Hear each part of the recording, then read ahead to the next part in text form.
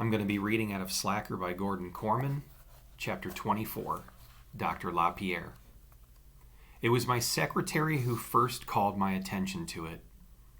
Dr. LaPierre, I thought the Positive Action Group was disbanded. It is, I confirmed. All their activities have been canceled and their web page has been taken down. It's as if the club never existed, which is fine with me. I see, she said in a confused tone that communicated the exact opposite. She didn't see at all. Is there a problem, Carol? I asked. In reply, she slid her laptop in front of me on a desk. I immediately recognized the design of the school website, and the page itself said, "Are we going to take this lying down? Dr. LaPierre had no right to close us up for what the Friends of Fuzzy did. Paggers unite. We need to fight for our rights." I remained calm. Principals do not panic. Carol, I said, page Cameron Boxer. The announcement went out over the PA. I waited 5 minutes, then 10. No sign of the Boxer kid. Carol, get Peter Fanshawe in here. He was already spouting excuses when he entered my office. I know we haven't sold even a fraction of the tickets, but if we... Never mind the raffle. I swiveled the laptop so that he could see the screen. What's the deal with this? Principals didn't panic. Guidance counselors did. But that's impossible. The PAG is disbanded. Apparently, I told him, not everybody thinks so. And your Cameron Boxer didn't respond to my page. He shrugged. Well, yeah, wait a minute. You think Cameron posted that? I'm all ears if you have another suspect. Go find Boxer and bring him here. I cooled my heels while Peter tracked the boy down.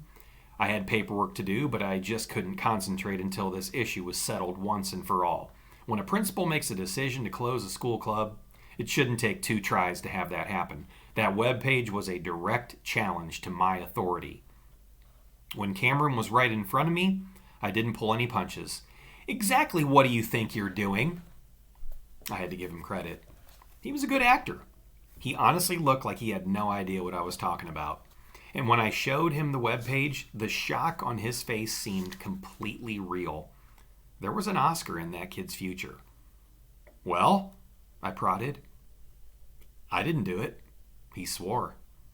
I wasn't buying that. Well, maybe you didn't do the actual web design, but you are the PAG. He shook his head. No, there is no PAG. I shut it down, like Mr. Fan, like he said. Peter spoke up. Cameron, this is no joke. We need the truth. If you didn't do this, you have to tell us who did. I don't know who did it, he said. I had no patience for that. You don't seem to realize the amount of trouble you're in right now, Cameron. Take a moment to think about how it will feel to be suspended from school. Think about the conversation I'm going to be having with your parents. Think about the black mark that this will leave on your permanent record.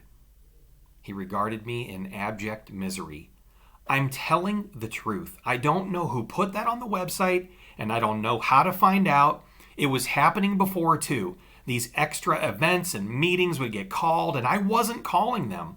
I know it seems like I was a big shot in the group, but I really didn't do anything. I just started it, and other people took it, and then they loved it more than me then, and they miss it more than me now. It must be one of them who's doing this, but how will I ever know which one? I'd always thought Cameron Boxer was an unimpressive, unmotivated, lazy student. Now I knew better. He was a brilliant schemer and tactician. Not only had he avoided the blame, but he had found a way to push it off on more than 700 former club members. He'd given me so many suspects that he'd effectively given me none at all. How could I ever interrogate 90% of my school to get to the bottom of this? Well, he wasn't going to get away with it. If he thought he could bamboozle John LaPierre the way that he'd bamboozled his horde of followers, Cameron Boxer had picked the wrong principal.